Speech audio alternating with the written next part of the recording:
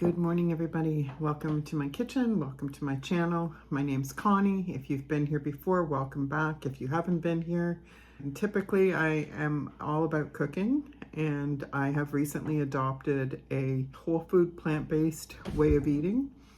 I'll link a video down below that will explain that more and why I did it. Today will have nothing to do with cooking. It's kind of another step along the way in the journey that I'm on to health and wellness. I had a recent health scare in which I had to have surgery to have cancer removed from my body. They say they got it all. They recommended 5 weeks of daily radiation, which I chose not to do. So I am taking my health into my own hands, and I have started juicing. Like I said, had already adopted a whole food plant-based diet once I knew that I had this issue. And so now the next step along the way is a big one. It's one I wasn't sure I would ever be able to tackle, and even more daunting than changing my whole nutrition plan. I, over the last 4 years, have experienced a number of losses, changes, significant changes, which always involves loss to some degree. Big changes, big challenges, and they took a toll. And one of the main coping mechanism that I adopted was drinking wine. And I knew at the time. However, it was just part of a very long list of things that I was dealing with and trying to survive, and it just wasn't top of the list. However, in January of this year, I made the decision that that was my next right step. I have, really overhauled my diet and started juicing and all the things. And so it really didn't make sense to be trying to feed my body and strengthen myself nutritionally and then pour poison down my throat. And honestly, I'm not gonna lie, I drank a lot. So I did try 2 online meetings for AA, or Alcoholics Anonymous, and I have nothing bad to say about the program. It just wasn't for me. There were a couple things. One being, I won't introduce myself as an alcoholic. I'll tell you all day long that I have a drinking problem, but I don't like labels. That's not my identity. And the other was, that if you could have 5 years in, and then if you had one drink, you had to start over. That mindset, that whole thing is really a recipe for failure for me. You might as well just give me the box now and I'll drink it and get it over with, because that whole condemning shame thing, I don't do that. I'm sorry. And maybe it isn't like that for other people, and it obviously works for other people, but knowing me the way I know, and my absolute aberration with any kind of legalism, shame, guilt, condemnation, that kind of thing, it just really raised a lot of red flags. So I found this other program. It's called This Naked Mind. Annie Grace is the name of the lady that started the program.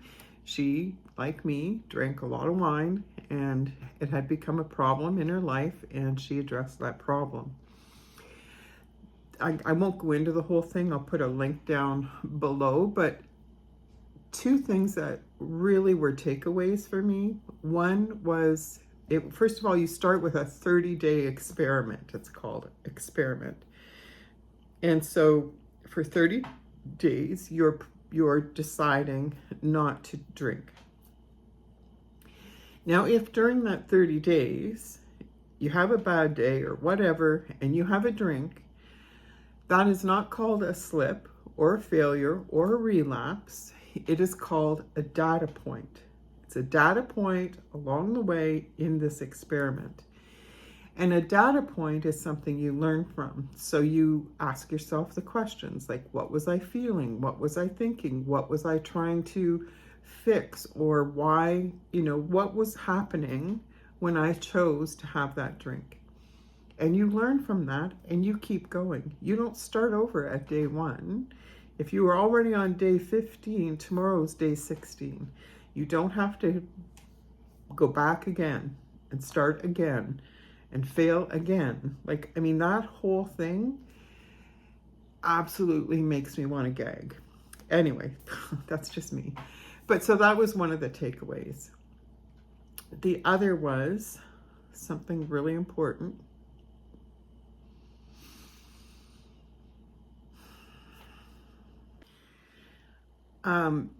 It's a 30-day experiment, and with the program for free, there are videos every day. There are you have access to online groups and forums, and it was so good because every day we focused on some aspect of our relationship with alcohol, and that's what I'm going to say right off the bat has changed. My relationship with alcohol has changed. So, oh my gosh, my memory hasn't gotten any better though, I have to say. Emotional goals. On one of the days, and I forget which one, she talked about having emotional goals. And that really struck a chord with me.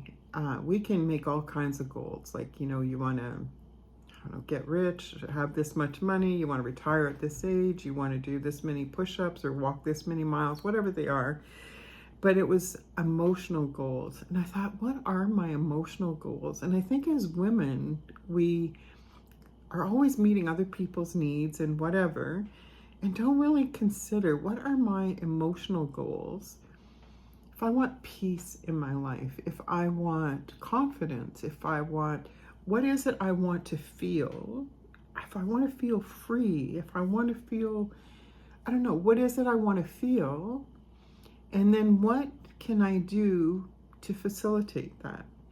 So I don't really know what that's going to look like yet. I am not coming here with this all figured out. It was just something that intrigued me and that I'm going to pursue. Often I know what to eliminate to achieve those goals a lot quicker than what I need to do. And maybe that's just as important. There's a lot of stuff going on right now, a lot of things being said and politics and blah, blah, blah. Like, honest to God, it's absolutely nauseating and grieving most days for me. So because of my emotional goal of wanting to live in peace and have peace and not anxiety and agitation and anger and bitterness and all those things, I have hugely curtailed what I listen to, what I pay attention to, what I watch even. And when I come across things, rather than engaging in some of it, which I might have before, I just keep going. I scroll on. It's not my circus and not my monkeys. I can't fix that situation. If I can't affect it in any way by doing whatever, then it's honestly not where I want to spend my time and energy. So that was it. Emotional goals. And so that's where that is. As I said, I started juicing, and I had started juicing way back last summer. We had a twin gear juicer that we had got when Glenn had been diagnosed, And we hauled that out, and I was making juice. But then after my surgery, I kind of didn't do it anymore because it was a lot of work, and it was a lot of cleaning and a lot of preparing. And then I found this other juicer through a really good friend of mine, and it's called the Nama J2, and it is an absolute delight, and it was expensive, and I bought it. And at first I felt kind of guilty, you know, questioning whether I should spend that much money when I have this juicer and all the things. But I did it anyway because I am not getting any younger, and standing forever, cleaning, chopping, all those things is really hard on me physically and very prohibitive. I end up then putting the juicer back in the basement and not doing it because it was too much effort and too much work. But with this Nama J2, it has a hopper, so you fill the hopper and then press the button and it juices, and I can be cleaning the kitchen, I can be doing whatever. The vegetables don't need to be chopped and prepared as much as when you're using the kind I was using. It's just so much easier, and I will actually make juice every day because the cleanup is easier as well. Like, it's just so quick and so easy. Now, I will say I did get extra things with it. So I got the large hopper, and I also got the large pitcher that the juice goes in, and the large container that the pulp comes out of. And the reason being because I do batch juice. On the days that I have to work, a day or so before, I will do up a whole bunch of juice so that I have juice for those days and don't have to worry about it. And I'm not leaving myself without any. And the juice will stay good in the fridge for up to 72 hours, they say. Rarely does it last that long. I just need 3 days worth. That's all I need, and then I can make more. I put it in mason jars. I fill the jars quite near the top, and you want it as full as you can, because then there's not a lot of air in there, which is what oxidizes and sorry, my brain, it just affects the nutrition value of it. And I put the lid on, and I keep my mason jars in the fridge. So that's been really good, and I'm enjoying it so much, and I'm experimenting with a lot of different recipes, but honestly, I pretty much stick to the same one. And I will say my goal is at least 80% vegetables and 20% fruit, because I want the nutritional value of the vegetables. The fruit sweetens it up a bit, because I'll be the first one to say, like, I'm really not I don't enjoy a glass of kale juice. But I just find if I have the vegetables and then I have 20% fruit, I just love it, to be honest. I love it. So back to the price. So it cost me about $1,000 Canadian. And I, again, felt, really had a lot of hesitation. Ordered it anyway. And then I was sitting there one day and I got thinking. And I, at that point, had already saved over $1,000 in not buying wine. My juicer is already paid for, just from the money that I was spending on wine. When I thought of it in that light, it changed the whole picture for me, because instead of poisoning my body, which is what I was doing, especially in the amounts I was drinking, I am now fueling it with healthy, live nutrition. And that made me feel really good. I'm so thankful to have been able to do that. Now, I will say, my relationship with wine has changed. I have drank once since, and that was planned, and I will drink again in certain situations with certain people because my relationship with it has changed. I am not committing myself to never having wine again. I've learned a lot about myself. I've learned a lot about what needs I was trying to meet. I've learned a lot about what problems it was causing, not just health-wise, but in relationships, things that I regretted, things I don't remember.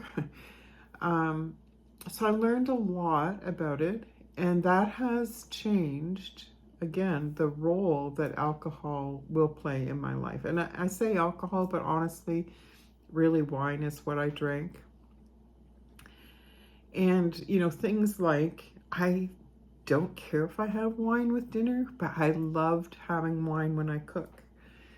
And that was kind of a trigger thing for me. And so now, like, I've been drinking bubblies. I don't know if you know what they are. They're just basically carbonated water with a little bit of flavoring. There's no sugar, no whatever. And honestly, I put it in a wine glass and I drink it while I'm cooking. And it, for whatever reason, has satisfied whatever that was. So anyway, I could go on and on. There's so many different changes. I just know that I feel a lot better. I'm happy with where I'm at, and I feel more balanced in my life. So I just wanted to let you know about it. Today is going to be a day of cleaning. I have lots of cleaning to do. And we have a winter storm in effect right now. Summer was beautiful. We had it for one day, and it was lovely. And here we are now, snowing, and we're supposed to get a significant ice storm. And so, living rurally, I am always concerned about power. And when we lose power, we lose water, we lose heat, all the things. So I'm going to clean. I'm going to make sure that we have enough food of some kind to be able to eat if there's no power. And yeah, I'm just going to get ready. And when I get all that done, I'm going to sit down and I'm going to start reading some books, doing some journaling, all things that I have adopted as I am going forward in my journey. I would encourage you, all of us, especially in these times where things are so much turmoil, so much animosity, so many hurtful. Honestly, it grieves me. It grieves me deeply because I see good people, and I'm not innocent. I have had a part in it. I have been sucked into it too. And we can have legitimate concerns. I'm not saying we shouldn't be concerned about what's going on. I think we need to be wise. We need to be aware. We need to whatever. But there's a line where it becomes soul-sucking and where it changes who we become. That's what grieves me. I see people that I love a lot, and I see what this is doing to them. Just in the comments they make, the anger, the venom. And I would just ask that everyone take a step back. You can have your opinions, you can have your feelings. The feelings are real. The concerns are valid. Don't let it change you. We need to maintain our humanity.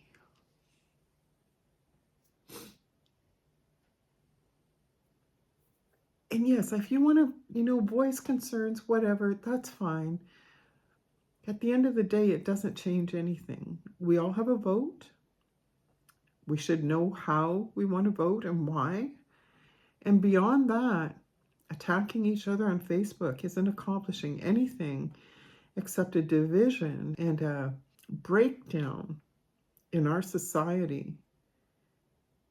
That's on you and I. That is not the politicians' fault. That's us. We don't have to be sucked into this. We don't have to play that game. And it's up to us to be the change, to be what we want to see, regardless of who else feels the same way. We need to stop being sucked into this trap. This trap. Sorry, I wasn't planning on going there. But here we are. Have a good day. Have a good day. Make it count.